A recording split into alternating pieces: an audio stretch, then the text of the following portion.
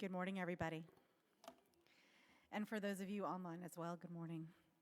My name is Victoria Gaitanis. I am serving as the Acting Director of the Division of Vocational Rehabilitation. So before I get started, I'd like to go over just a few things. We're happy to take questions afterwards. After I finish the presentation, I'll come off stage. I have VR staff here with me, so if you have any questions at that point, we'll be willing to, and we'll have the opportunity to talk one-on-one with us to resolve any issues or to share any good news.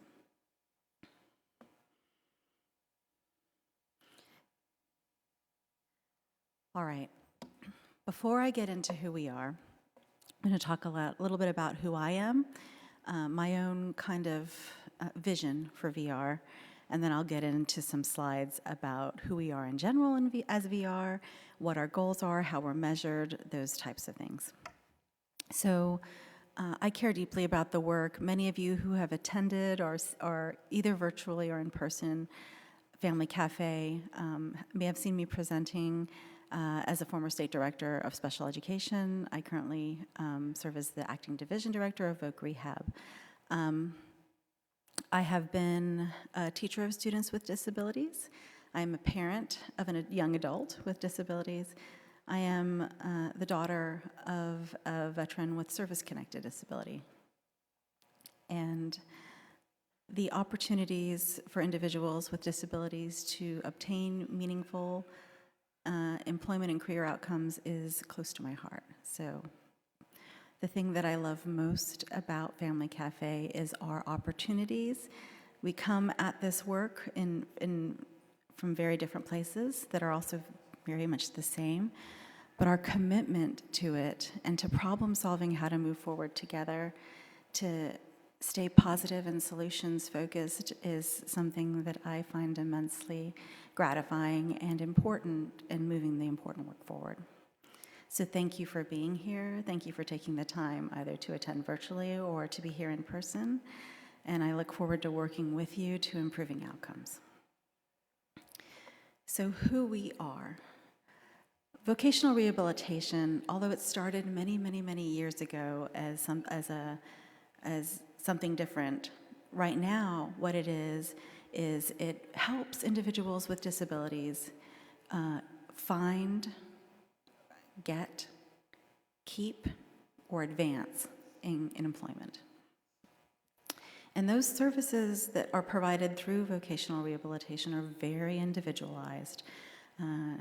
For those of you who have children with disabilities, you know about the individual educational plan process. In vocational rehabilitation, we have the same letters, but in a different order, an individual plan for employment. And those are very individual. We are in 70-ish offices across the state, separated into 7 main geographic areas.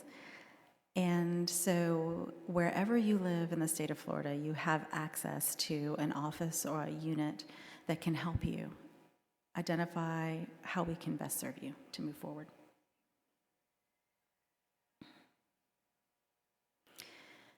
So we have 2 main audiences, 2 main people that we work with. We work with businesses, and we also work with individuals with disabilities. The people with disabilities that we serve are separated into several different subcategories. We have a deaf, hard of hearing unit. We have pre-ETs 14 to 21 that I'll talk about a little bit more in another slide. But so there's a wide array of units that we have that help support that work. Where we sit. So we are in the Florida Department of Education. This mirrors how this looks federally. So Rehab Services Administration sits federally within the U.S. Department of Education, and the Florida Division of Vocational Rehabilitation, just like the federal structure, sits in our Florida Department of Education under the area of workforce and post-secondary. And this slide represents just some of the divisions within the department, not all of them.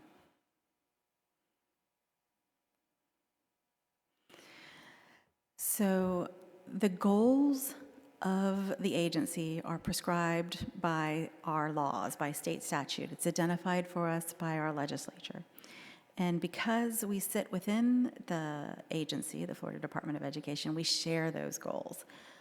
Highest student achievement, seamless articulation and maximum access, workforce and economic development, and quality, efficient services.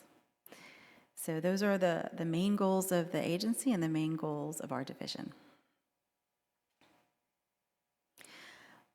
Our work is also, though, governed by work with other agencies, and we have a specific state law called the REACH Act, or the Reimagining Education and Career Help Act, that helps us to coordinate the work that we're doing and to strengthen those partnerships with other agencies like Children and Families, Commerce, agencies for persons with disabilities, and share those accountability measures, improving the alignment across agencies throughout the state with the overall goal to improve access and improve performance in the workforce system for those that we serve.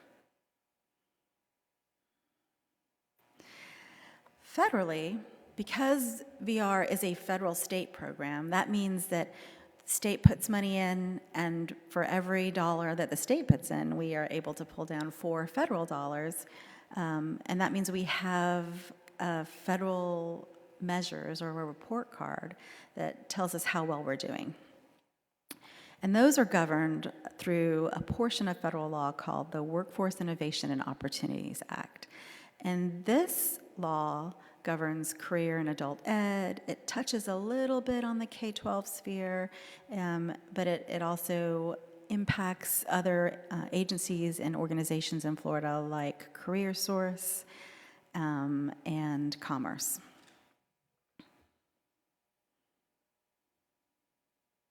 And there's a link on this slide. If you have access to it later, you can click on it. It'll take you to the place where you can see our new proposed plan for the next 4 years and the measures that we hope to achieve. For VR, our goals are not different, very different from career and adult ed and CareerSource and Commerce, and that we measure things like employment, unsubsidized employment, second quarter after somebody leaves us, and the fourth quarter after somebody leaves us. We also measure median earnings for those that leave us. We measure post-secondary credentials that are attained by people who have been a part of the VR system, and measurable skill gains. All of these things, our agency goals, our WIOA indicators, the REACH Act, they all come together to really provide for the division our priority actions, or the things that we are tasked with doing with the money that we are given. And those are to improve outcomes in terms of training for individuals with disabilities and in terms of employment. And it also means that we need to keep our focus on maintaining and improving those quality, aligned, and efficient systems. And that's a work in progress, I think. So for those of you who are unfamiliar with VR's eligibility and service provision, let's go over that a little bit. So there are 2 main ways to determine eligibility for VR services. And of course, if you have specific questions, please reach out to your local area units and counselors. But the first way is if you are a student with a disability from 14 to 21, you are most likely eligible for pre-employment transition services, or what we like to call pre-ETS. And then the other way is if you have a physical or mental disability and you have some barriers to employment that we can help you with, and you have a need, and those 2 things come together to help us determine eligibility for others who are not pre-ETS aged. For pre-ETS eligibility in general, WIOA says that you either use the federal transition age, which is 16 to 21, or a state-determined age. And the state has determined through that statute 413, 301, that 14 to 21 is the age that Florida serves for pre-employment transition services. And you can have a 504 plan, you can have an IEP, you can have an other documented disability, and those are all ways you can be served as either potentially eligible or eligible, depending on what that process looks like.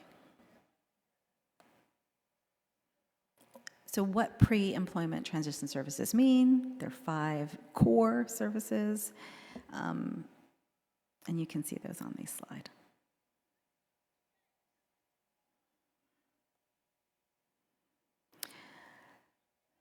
Another way to determine eligibility for individuals who are seeking to qualify for services through vocational rehabilitation is if you receive SSI or SSDI, you have presumptive eligibility. So you're automatically eligible. We have a terrific unit who does this work too, that helps with benefits counseling and supports you towards employment. If you like flowcharts, here's a little flowchart that tells you about the process from referral, so I'm interested in services, to actually getting those services, getting the training you need, getting the job you need, and then us closing that case. So I talked a little bit in the beginning about specialized units to support varying populations, and some of them are listed here. Our pre-ETS unit, some of those leaders in that unit are here. We have our Ticket to Work unit, that's the Social Security Administration focused work. Our Deaf, Hard of Hearing unit, independent living programs, which are focused more on enhancing independence of individuals with more significant disabilities. And our business relations services or unit that really interfaces with business to help us find placements and support employers in hiring individuals with disabilities. We also are present in other projects going on in the community, including Project Search, which many of you may have heard about or participated in, High School High Tech, which is funded through our statutorily identified direct support organization, Able Trust. Many of you may know Able Trust, but their sole work is to support the division in its work. The IPSI programs are inclusive post-secondary education programs, and then the BRIC program, which is centered around construction. And those are just some of them. There are many others that we could talk about. We also provide an array of services, from supporting individuals with training towards employment to supported employment, if that's what the needs of the individual, to job coaching, to psychological assessment and other assessments, travel training, which is very important. Benefits counseling is one that's come up a lot as well. So these just list some of them, and the link on this page will take you to a more robust list.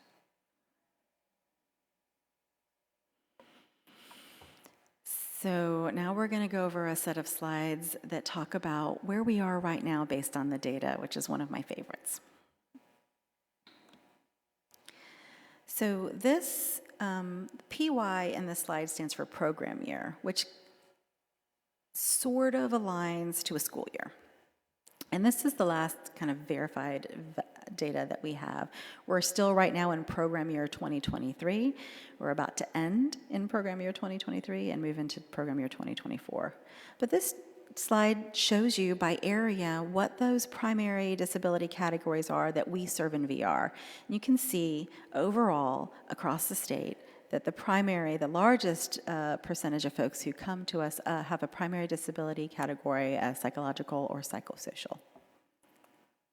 And that number has increased every year for the past 5 years. Agreed. This talks about just the numbers and the ages of individuals with that we serve. Most of individuals that we serve fall between that 18 to 44-ish age, although we have folks as young as 14 and folks as old as 60, 70, 80.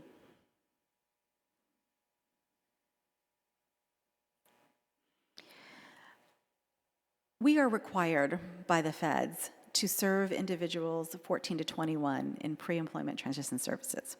It's important work. We know early intervention, the earlier that we can get supports to folks, the better they do, whether that be the work that they do in earlier interventions for very, very young children with disabilities, or whether that be our individuals, our youth with disabilities who are trying to plan and think about what their life after they leave school is going to look like. And this tells you overall for program year 2022 the number by area that we're serving in those age ranges in pre-employment transition services in that service category. And I hope to see those numbers increasing in the next few years. We've got some good plans in place that I'll talk about a little bit later. We also, and I think you probably know this, as a parent of an individual or a young adult with a disability, myself, you can't do this kind of work. You can't improve outcomes by yourself. You need partners with that.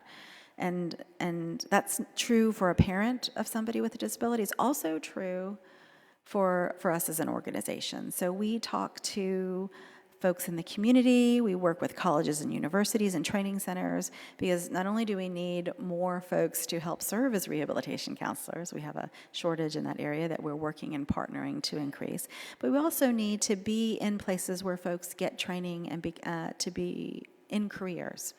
And so this slide gives you the numbers of some of those collaborations. And those are just some of them.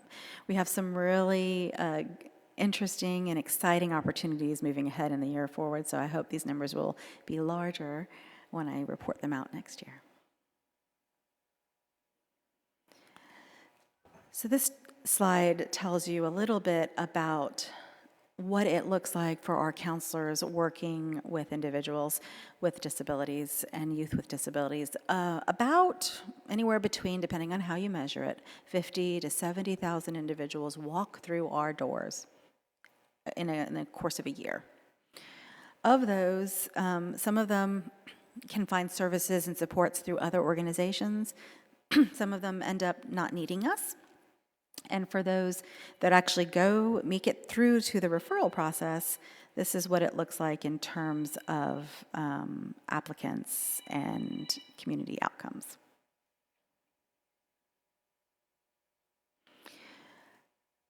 We provide services in a variety of ways for individuals with disabilities, and some of it is provided by our actual counselors, but a lot of it is provided by contracted service providers, whether they be a typical contract or what we call a fee-for-service contract. And this talks about some of those fee-for-service providers, where they are, where they're located, how many we have, and that includes transportation providers. We spend about a little over $1 million on transportation providers getting folks to training or to employment.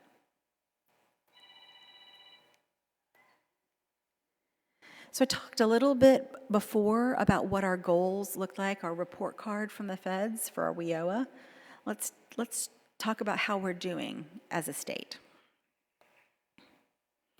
So for program year 2022, VR exceeded all of their goals in the area of employment, median income, measurable skill gains, and credential attainment. We're in 2023 right now, and we have our goals and targets for 24 and 25 that have been given to us by the feds in the last couple of weeks. So this tells you where we were in 2022, and where our targets are. And you can see those targets are pretty aggressive for measurable skill gains and credential attainment. And we are dedicated and committed to making sure we meet and exceed them, as Florida always does. I have just a handful of updates. One that I'm most excited to share with you, if you were here last night for the Governor's Summit on Disability, I talked a little bit about it. the ARTSI program, which are, the target for that are individuals with disabilities who are in sub-minimum wage employment or contemplating or thinking about sub-minimum wage employment. And the goal here is to help them find competitive integrated employment in the arts and recreation. And we have a new website that's just launched for businesses and individuals interested in this, and it's on this slide. Feel free to have a look and click on that link if you're interested in more information. Individual placements and supports. I talked a little bit about the Aspire project that we're collaborating with DCF on in 4 pilot sites in the units that you see on this slide. There are some, if you want more information about this, feel free to click on that email address right there. Then we have a couple of updates to Florida law that we made this past year. One was for service providers in terms of quality assurance requirements, and the other was more recent with our confidentiality and release of consumer information. And there is a link below where you can have a look at those rules and read about the updates. The consumer information confidentially one is a form, adopted a form for use for that. And then the service provider one is a little bit more complicated. But of course, you can always feel free to reach out to VR for more information if you want it.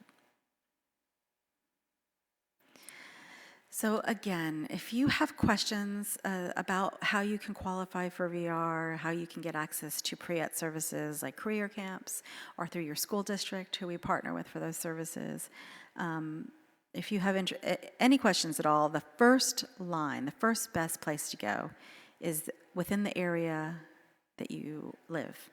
And this tells you a little bit about how to contact those areas. So if you're in the Panhandle, that's Area 1. And you're in Area 3 if you're in the Orlando area. Reach out to your area office. And those folks, the dedicated folks who work every day in VR, will be more than happy to provide information and supports specific to how we can help you find, maintain, advance in your competitive and integrated employment options.